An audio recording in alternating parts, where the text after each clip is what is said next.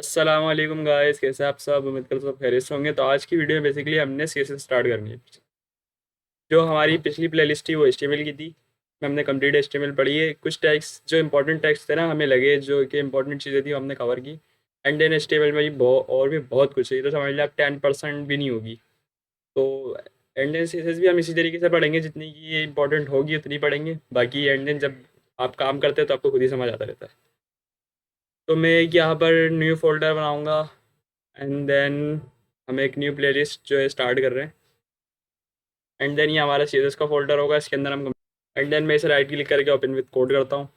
अच्छा, सी S S लिखने के लिए हमें एच टी एम एल की भी नीड पड़ती है, क्योंकि ज़ाहिर है एच टी एम एल होगी तो उसी पे सी एस एस लगेगी ना। तो मैं एक index dot H T M L की फाइल यहाँ पे बना रहा हूँ। And then boiler plate.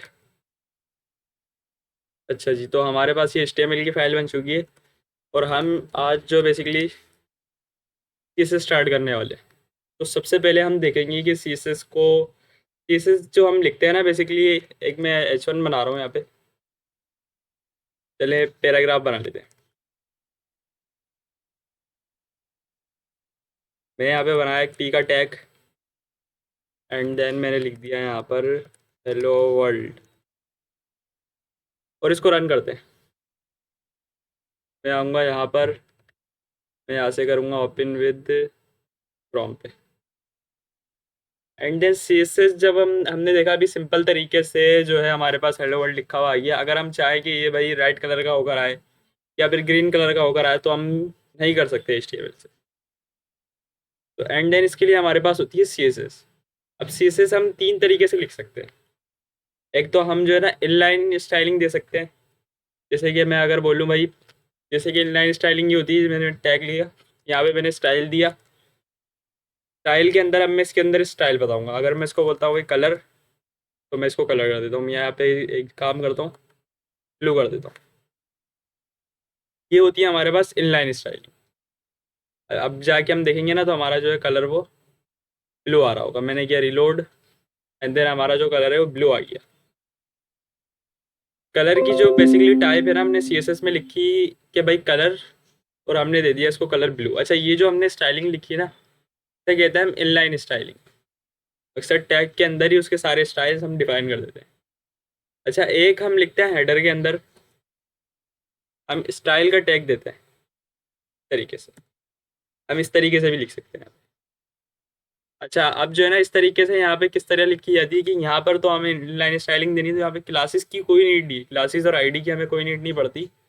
लेकिन अगर हम इस तरीके से स्टाइल के टैग में लिखेंगे ना, इंटरनल स्टाइलिंग होती है बेसिकली। ये इनलाइन होती है, ये इंटरनल होती है। तो हम इन दोनों में से कोई भी स्टाइलिंग नहीं करेंगे। पहले फिर भी हम देख लें, क्योंकि नॉलेज जो है वो ज़रूरी है। हमने ये हटाया, हमने यहाँ पे लिखा क्लास। क्लास जो होती है सिंपल, हमारे जो एलिमेंट की होती है वो आइडेंटिफाई करती है, क्लास देती है। अच्छा, क्लास जो है ना मल्टीपल भी दे सकते हैं। एंड देन आईडी होती है। तो ये आईडी और क्लास का कॉन्सेप्ट अभी थोड़ी देर में देखेंगे। पहले हम ये देख लें कि इनलाइन इंटरनल स्टाइलिंग में क्या फ़र्क है। तो क्लास हम इसको कोई भी दे सकते हैं, जैसे कि मैं बोल दूँ भाई पैराग्राफ टैग। अच्छा, इसमें स्पेस नहीं देंगे आप, स्पेस नहीं दें, यहाँ पर ये दे दें। ये जो चीज़ है हमारे पास, आ जा भाई, ये दे दे। स्पेस नहीं चलता यहाँ पे, स्पेस देके भी क्लासेस ऐड की जाती हैं, लेकिन वो और चीज़ है। अच्छा, इस तरीके से हम जो है ना इधर ये देंगे। मैंने क्या लगाया कि डॉट, एंड देन जो हमने अपने टैग को आईडी दी थी होली, एंड देन उसको हमने एक करली ब्रैकेट के अंदर इस तरीके से करली ब्रैकेट लगा दी है। कुछ भी नहीं किया, डॉट लगाया, पैराग्राफ का जो हमने दिया था नाम वो लगाया, एंड देन हमने करली ब्रैकेट लगाया। अच्छा, जो काम हमने वहाँ पर किया था तो वही काम हम यहाँ पे करके देखते हैं। हमने लिया कलर, हम इसको रेड बोल देते हैं। हमने लगा दिया रेड, एंड देन अब हम जाके देखते हैं, तो हमने किया रिलोड, तो देखिए रेड हो गया। तरीके से भी स्टाइलिंग की जा सकती है, ये भी सही तरीका है। ये वाला जो हमने इनलाइन किया था ना इससे पहले, ये तो बिल्कुल ही गलत तरीका है, इस तरीके से नहीं करनी चाहिए। ये भी सही है। एंड देन लेकिन इससे भी एक अच्छा तरीका ये है कि हम जो है ना एक एक्सटर्नल फाइल बनाए सी एस एस की। ये भी तरीका सही नहीं है। तो एक एक्सटर्नल फाइल हम बनाते हैं। अच्छा, जैसे कि index dot H T M L की हम फाइल बनाते थे ना, इसी तरीके से हम बनाएंगे सी एस एस की फाइल। अच्छा, CSS से पहले आप कुछ भी दे सकते हैं, डॉट इंडेक्स सही लिखा है मैंने, index dot C S S. अच्छा, basically index dot C S S नहीं होता, ये होता है style dot C S S, लोग लिख देते हैं। तो डिपेंड करता है कि आपके ऊपर, वैसे कि लोग जो है ना यहाँ पे स्टाइल लगाते हैं। अगर आप सिंपल कर रहे हैं, वैसे मल्टीपल फाइल्स हो सकती है हमारे पास CSS की, तो मल्टीपल नेम भी हम दे सकते हैं। नेम से डिपेंड नहीं करता है, नेम आप कुछ भी दे सकते हैं। डॉट CSS लगाने से हमें पता चलता है कि ये एक CSS की फाइल है, ब्राउज़र को पता चलता है। अच्छा, हम जो है लिंक लिखेंगे LINK, और ये हमें VS कोड ने हमें सजेशन दी है कि भाई आप इस लिंक की बात कर रहे हो। अच्छा, इसके अंदर लिंक में बेसिकली क्या होता है, एक लिंक का ये होता है, जैसे कि हम टैग लगाते हैं तो सिंपल ये भी एक टैग ही है।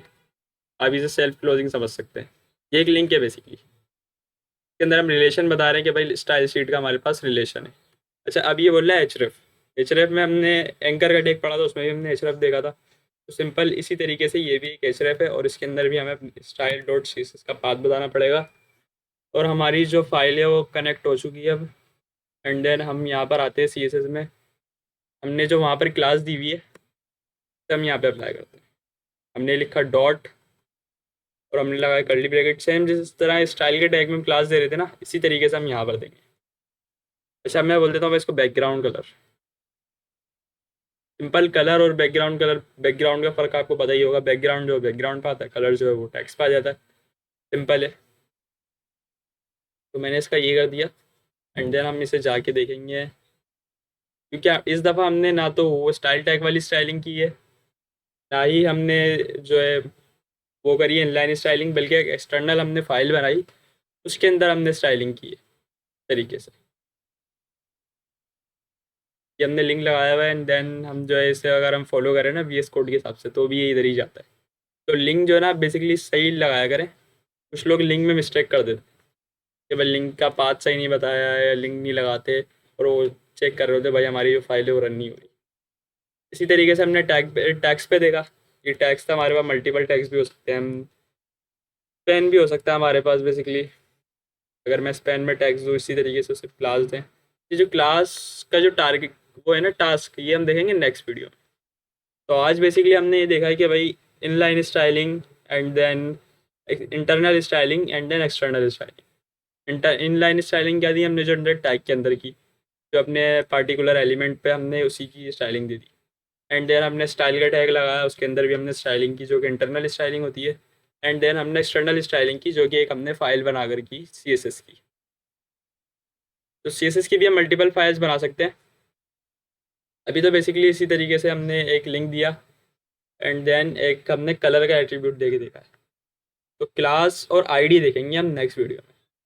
तो आज हमारी फर्स्ट वीडियो कमेंट सेक्शन में लाजमी बताइएगा आप लोगों को कैसी लगी। एंड देन नेक्स्ट वीडियो तक मिलते हैं, नेक्स्ट वीडियो में, जब तक अल्लाह हाफिज़।